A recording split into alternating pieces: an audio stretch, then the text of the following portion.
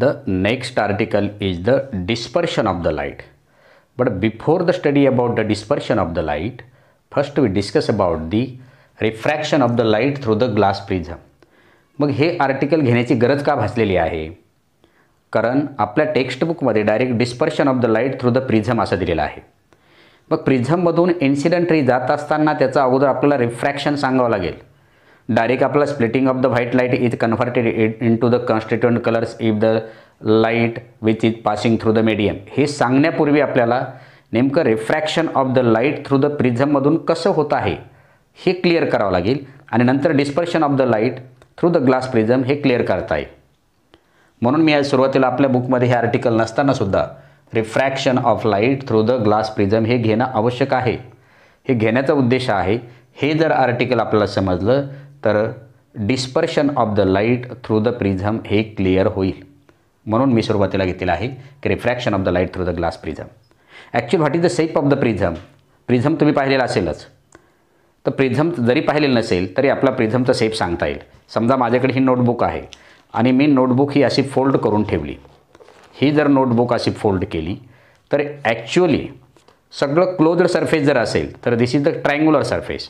माझ्या साईडचाही triangular surface असेल, हा रेक्टँग्युलर सरफेस, हा रेक्टँग्युलर सरफेस आणि हा क्लोज्डमध्ये बेसचा जो काही सरफेस आहे हा सुद्धा काय आहे? Rectangular surface.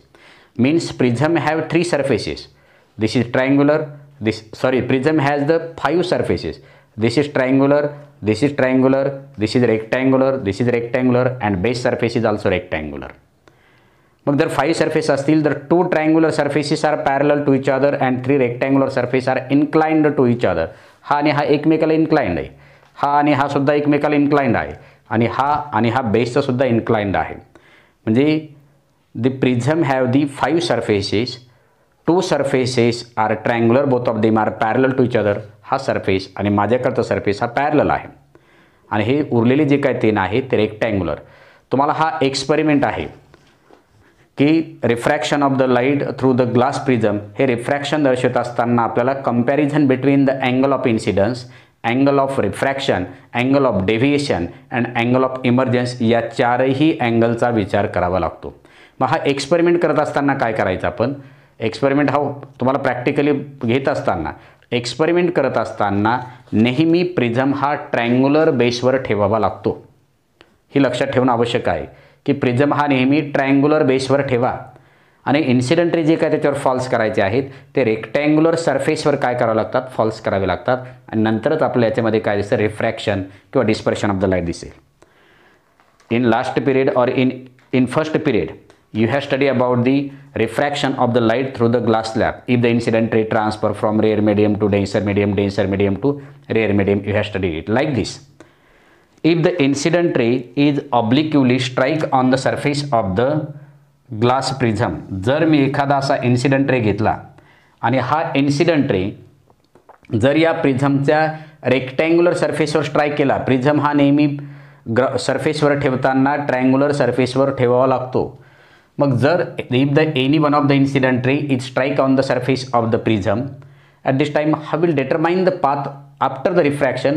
What is the path of the refracted ray? नेमका याच्यामधून रिफ्रॅक्शन होत असताना त्याचा पाथ कसा असेल? Suppose in the absence of the prism, हा प्रिझम जो आहे इन द अब्सेन्स प्रिझम जर नसता तर light ray travel in a straight line. या पाथने तो काय झाला असता? लाईट रे निघून गेला असता. We know that light ray travel in a straight line. But in the path of the incident ray, there is the obstacle that is nothing but the prism. Suppose this is the incident ray. याचं refraction कसं होतं ते पाहायचं आहे आपल्याला. Incident ray. मग for the path of the refraction of the light first we draw a normal and normal is always perpendicular to the surface through the point of incidence. Suppose this is the point of incidence and then we draw a normal through the point of incidence which is perpendicular to the surface. ही normal मी सरफेसला perpendicular काढलेली आहे. The angle produced between the incident ray and the normal is known as the angle of incidence. त्याला आपण angle of incidence असं म्हणतो. We know that incident ray transfer from this glass prism is a denser medium as compare to the air. Incident ray आपण एअरमधून टाकलेला आहे. मग we know that incident ray obliquely transfer from rare medium to denser medium after the refraction it bend toward the normal. हे आपल्याला त्या लॉनुसार डेफिनेशननुसार सांगता येईल. मग incident ray, this is the original path of that incident ray, but Wien it enters in the glass prism it bend toward the normal from its original path. This is the original path, this is the normal, and it bends from the normal towards, it bends from the original path toward the normal. हा जो refracted रे आहे त्याच्या original पाथपासून कोणीकडे bend झालेला असेल, नॉर्मलकडे, आणि मग that is nothing but the refracted ray. The angle produced between the refracted ray and the normal, this is the normal, N dash is the normal. The angle produced between the refracted ray and the normal is known as the angle of refraction. याला आपण angle of refraction म्हणतो. म्हणजे हा झाला refracted रे, हा झाला incident ray. परत at this point this refracted ray म्हणूया आपण, refracted ray transfer from denser medium to rare medium. Again at this time there is the point of incidence. Again we draw a normal which is perpendicular to the surface through the point of incidence. मग आता जो refracted रेमध्ये, जो denser मीडियममध्ये असलेला light रे आहे त्याला आपण काय म्हणणार, आता इन्सिडेंट रे कन्सिडर करूया. समजा ए बी असेल हा इन्सिडेंट रे, बी सी असेल रिफ्रॅक्टेड रे. मग जर मी डेन्सर मीडियममधला हा रिफ्रॅक्टेड रे इन्सिडेंट रे म्हणून कन्सिडर केला तर incident ray transfer from denser medium to rare medium.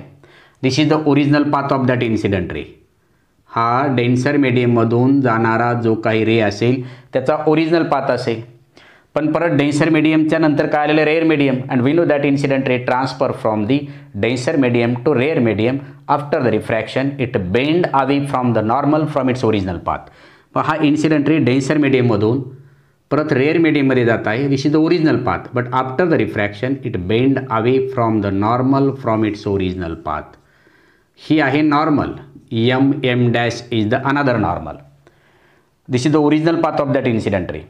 पण हा इन्सिडेंट रे डेन्सर मीडियममधून रेअर मीडियममध्ये जात असताना after the refraction bend away from the normal because the speed of that light in rare medium is more as compare to the denser medium. म्हणजे denser मीडियममध्ये speed कमी होती पण speed वाढल्यामुळे it bend away from the normal from its original path. तेव्हा या रेला आपण काय म्हणतो, इमर्जंट रे असं म्हणतो. Emergent ray. Emergent ray make an angle with the normal is known as the angle of emergence. म्हणजे इन्सिडेंट रे या पाथने होता, डेन्सर मीडियममध्ये जाताना त्याचा हा स्ट्रेट पाथ झालेला आहे थ्रू द डेन्सर मीडियम, परत तो इकडच्या साईडला आलेला आहे. म्हणजे ग्लास प्रिझममधून, ग्लास स्लॅबमधून जे काही रिफ्रॅक्शन होतं ते रिफ्रॅक्शन वेगळं आणि refraction of the light through the glass प्रिझममधून होणारं वेगळं. This is the incident ray, this is the refracted ray, and this is the emergent ray. Emergent ray make an angle with the normal is known as the angle of emergence. Angle produced between the incident ray, original path of the incident ray, and the emergent ray. Emergent ray मधला आणि original path of the incident रे मध्ये तयार होणारा हा जो काय angle आहे, म्हणजे हा आहे इमर्जंट रे. इमर्जंट रे मी बॅक साईडने इन्क्रीज केला, इन्सिडेंट रे ओरिजिनल पाथने इन्क्रीज केला, आणि या दोघांमध्ये तयार झालेला जो काय अँगल आहे ना, या अँगललाच म्हणायचं अँगल ऑफ डेव्हिएशन असं म्हणायचं. Angle between the incident ray and emergent ray is known as the angle of deviation. When refraction takes place through the glass slab, glass स्लॅबमधून रिफ्रॅक्शन होत असताना ईच अँड एव्हरी टाईम जसजसं आपण angle of incidence वाढवू तसतसा angle of एमर्जन्ससुद्धा वाढत होता. पण each and every time angle of incidence is always equal to the angle of emergence if the refraction takes place through the glass slab. But there is no each and every time angle of incidence is not equal to the angle of emergence. हे दोन्ही equal नसतात. त्याच्यामध्ये मात्र through the glass slab each and every time angle of incidence is always equal to the angle of emergence. पण refraction takes place through the glass प्रिझममध्ये each and every time angle of incidence is not equal to the angle of emergence. When we increase the angle of incidence the angle of deviation again goes on decreasing. सुरुवातीला जसजसं आपण angle of incidence वाढवू ना तसतसा angle of deviation कमी होईल. पुन्हा angle of incidence वाढवला की अँगल ऑफ डेव्हिएशन कमी होईल. आणि एक वेळ अशी येईल की अँगल ऑफ इन्सिडन्स वाढवल्यानंतरही अँगल ऑफ डेव्हिएशन कमी होण्याऐवजी अँगल ऑफ डेव्हिएशन हा वाढत जातो. मग ज्या अँगल ऑफ इन्सिडन्सला अँगल ऑफ डेव्हिएशन हा सगळ्यात कमी असेल, when we increase the angle of incidence, तेव्हा सगळ्यात कमी आलेली जी काय व्हॅल्यू आहे अँगल ऑफ डेव्हिएशनची, त्या अँगल ऑफ डेव्हिएशनला म्हणायचं angle of minimum deviation. Angle of minimum deviation and it is represented by the letter delta m. Angle of deviation कशाला आपण म्हणतो? The minimum value of the angle of deviation is known as the angle of minimum deviation. Angle of डेव्हिएशनची experiment करत असताना angle of डेव्हिएशनची सगळ्यात कमी जी value येईल ना त्याला म्हणायचं अँगल ऑफ मिनिमम डेव्हिएशन असं म्हणायचं. पण हे कधी शक्य आहे? When we increase the angle of incidence slowly angle of deviation, जसजसा हा अँगल ऑफ इन्सिडन्स आपण इथं वाढवू, हा रे खाली घेतलेला असेल तसतसा अँगल ऑफ डेव्हिएशन हा जो आहे ना हा कमी कमी येत जातो. म्हणजे रिफ्रॅक्शन झाल्यानंतर हा अँगल ऑफ डेव्हिएशन कमी कमी येईल आणि एक वेळ अशी येतील जरी आपण अँगल ऑफ इन्सिडन्स वाढवत गेलो तरी अँगल ऑफ डेव्हिएशन हा कमी होण्याऐवजी अँगल ऑफ डेव्हिएशन पुन्हा काय होऊ लागतो? वाढू लागतो. मग ज्या अँगल ऑफ इन्सिडन्सला अँगल ऑफ डेव्हिएशन कमी असेल तेव्हा त्या अँगल ऑफ डेव्हिएशनलाच काय म्हणायचं? Angle of minimum deviation. The value of the angle of deviation is minimum is known as the angle of minimum deviation. आणि जेव्हा angle of minimum deviation form होईल ना, only at this time angle of incidence is equal to the angle of deviation. कधी? If angle of deviation is minimum. म्हणजे ज्यावेळेस angle of डेव्हिएशनची value सगळ्यात कमी असेल किंवा angle of minimum deviation form होईल, फक्त त्या एकाच वेळी अँगल ऑफ इन्सिडन्सची व्हॅल्यू अँगल ऑफ इमर्जन्स एवढी असेल, अदरवाईज नॉट. पण refraction of the light through the glass स्लॅबमध्ये मात्र each and every time angle of incidence is always equal to the angle of emergence. But refraction takes place through the glass prism. No each and every time angle of incidence is equal to the angle of emergence. Only one time. If the angle of minimum deviation is form only at that time angle of incidence is equal to the angle of emergence. कारण dispersion of the लाईटमध्ये आपल्याला angle of minimum deviation खूप महत्त्वाचं article आहे. आपल्या बुकमध्ये दिलेलं नाही आहे, पण इथं अँगल ऑफ डेव्हिएशन हे सगळ्यात महत्त्वाचं आर्टिकल आहे की नेमकं dispersion of the light through the glass prism कसं होतं हे समजून देण्यासाठी आपल्याला refraction of the light through the glass prism समजून देणं आवश्यक आहे. कारण रिफ्रॅक्शन होत आहे तर डिस्पर्शन करायचं असेल तर अगोदर आपल्याला रिफ्रॅक्शन कसं होतं हे दाखवावं लागेल. आणि म्हणून आपण हे article dispersion of the light through the glass प्रिझमच्या अगोदर refraction of the light through the glass prism हे घेणं आवश्यक वाटलं म्हणून मी घेतलेलं आहे. याच्यामध्ये पाथ पहा, ग्लास स्लॅबमध्ये पाथ कसा होता आणि याच्यामध्ये पहा. इथे एक स्टेटमेंट लक्षात ठेवा. If the angle of deviation is minimum, only at this time angle of incidence is equal to angle of emergence. But refraction takes place through the glass slab. Each and every time angle of incidence is always equal to the angle of emergence. But in refraction of the light through the glass prism, there is one and only one times angle of incidence is always equal to the angle of emergence if the angle of minimum deviation is formed. फक्त त्याच वेळेस, otherwise not. This is the refraction of the light through the glass prism.